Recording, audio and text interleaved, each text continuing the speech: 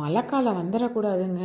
உடனே பஜ்ஜியை போடு, பக்கோடாவை போடுன்னு வீட்டில் உள்ளவங்க தொல்லை தாங்க முடியல. நேற்று ஈவினிங் தான் ஆனியன் பக்கோடா தான் போட்டிருந்தேன். நைட்டுக்கு வந்து பாப்பாவுக்கு மட்டும் பீட்ரூட் சப்பாத்தி போட்டேன். ஃபர்ஸ்ட் டைம் ட்ரை பண்ணேன். ரொம்ப சூப்பராகவே வந்துருந்துச்சு. மார்னிங் நினச்சது இன்றைக்கி பாலை காய்ச்சி வச்சுட்டு பிரேக்ஃபாஸ்ட்டுக்கு ஏதாவது ரெடி பண்ணலான்ட்டு நினச்சிட்டு இருந்தேன்னா, ஹஸ்பண்ட் உடனே எனக்கு பிரேக்ஃபாஸ்ட்லாம் தோசைலாம் எதுவுமே வேணாம், எக்கும் கொண்டக்கடலையும் வேக வச்சு கூட அதுவே போதும் அப்படின்னு சொல்லிட்டோம். என்னடா இது திடீர்னு டயட்டுக்கு மாறிட்டாரா அப்படின்னு எனக்கே ஒரு ஆச்சரியமாக தான் இருந்துச்சு. எத்தனை நாள் தான் இந்த டயட் போகுதுன்னு பார்க்கலாம் அப்படின்னு சொல்லிட்டு இன்றைக்கி ரெடி பண்ணி கொடுத்துட்டேன் எக்கும் கொண்டக்கடலையும். எனக்கு வந்து எப்போதும் போல் தோசை தான், பூண்டு சட்னி இருந்தது, அதை வச்சு சாப்பிட்டாச்சு. லஞ்சுக்கு வந்து இன்றைக்கி வாழைத்தண்டு வாங்கிட்டு வந்து இருந்தது. அது 1 வீக் ஆகிடுச்சு, எப்படி இருக்குமோன்னு நினச்சேன். ஆனால் நல்லா இருந்தது.